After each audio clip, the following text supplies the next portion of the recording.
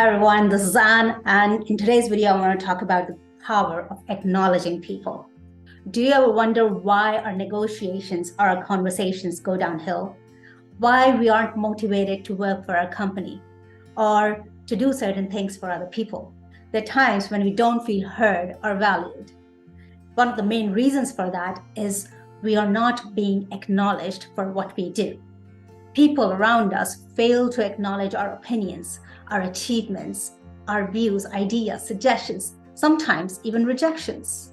When we pause or when we are finished talking and the person goes straight to their own point without acknowledging what we said or without sharing their own viewpoint of what we said, it feels like that they have dismissed our opinion. It feels like that they're eager to talk and they don't value what we said, especially when they don't add to what we said or when they don't tie their ideas to ours. In future, when we face similar attitude by other people, we often repay them with the same kindness. We also don't acknowledge them or listen to them. In my workshops, I have seen a lot of exchanges turn into arguments just because people fail to acknowledge each other. Now, let's take an example. I received a call from a salesperson who was trying to sell a life insurance policy to me. And I told him I don't really have any dependents, so I don't need a life insurance policy. In response to that, he said, when you get married, your husband and kids will act as your dependents, so don't worry about it. Also, and the premium will be higher if you get this policy after a few years. So the salesperson, not only did he not acknowledge my opinion, he also gave me some unsolicited advice about my personal life. It felt like he just cared about selling the policy and didn't really care about my needs. On the other hand, there was this other salesperson. Now, he took a different approach. What he said was, I understand not having dependents does make this policy useless for you, but you never know about the future. You might have someone you care for, or you might decide to start a family. Would you prefer paying 3 times more for the same policy in the future, Anne? Now, what I liked about him was that he acknowledged the fact that the policy was indeed useless for me at that time. But he also pointed to the future, where I might need it. He didn't give me any advice. He didn't predict my future. He just asked me whether I was ready for the future probability. Now, that made me think about the future. I also appreciated the salesperson for genuinely listening to me, for acknowledging my concern, and also for trying to understand my needs. So why should we acknowledge people? Of course, if you want to build a good relationship with them, you want to acknowledge them. If you want to motivate people to do something for you, you want to acknowledge their achievements, opinions, suggestions. If you want to persuade people or you want your negotiation to be successful, of course, you want to acknowledge people. Now, how do we acknowledge people? It's very simple. Just paraphrase what they said.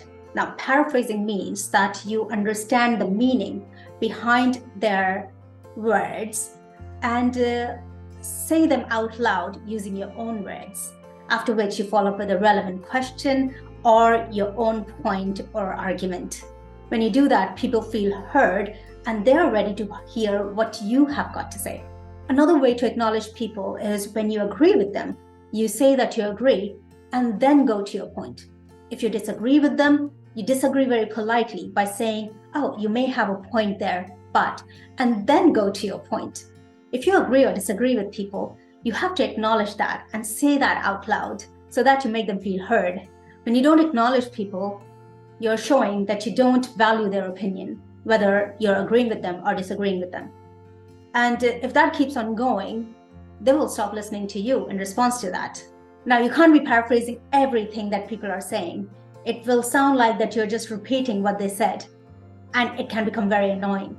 So how do you know when to acknowledge people? First, acknowledge people when they're excited, because when you share their excitement, they would like to share more things with you. For example, when I told John it was the first time I went to France and met my clients with whom I had only spoken virtually, he said, meeting people in person is for sure more exciting. Did it help you get more business from them? He shared my excitement by paraphrasing and acknowledging what I said.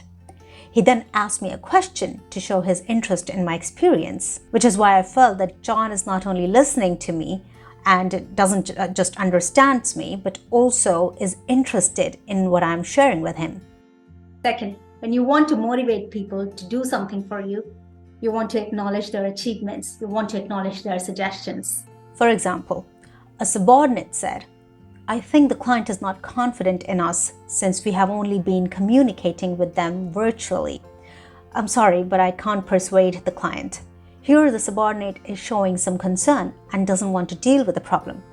But if the boss says, "You make a good point and your observations really hit the mark. Would you like to take the opportunity to meet the client in person and resolve this issue?" Now, this is a very encouraging statement because the boss not only acknowledges the concern that his subordinate has, but also appreciates him by saying that it's a good observation that he made. Not only that, he gives him the opportunity to resolve that issue, which instills confidence in the subordinate. So this way you can motivate people by acknowledging them. Third, acknowledge them when you disagree with them. For example, Anne disagreed about using AI at work and said, "Employees will start to lack creativity if they use AI at work. We should look at other alternatives instead." But the investor wanted to use AI at work and tried to convince Anne by saying, "Anne, you make a fair point. Creativity might take a hit. However, at the executive level, we are looking for an increase in efficiency, not creativity." So even though the investor disagrees with Anne, he made sure by acknowledging her point before giving an opposing opinion. This way, Anne is more open to listen to him. Fourth, acknowledge them when they reject your ideas or you must persuade them. Now, let's take the previous example for this.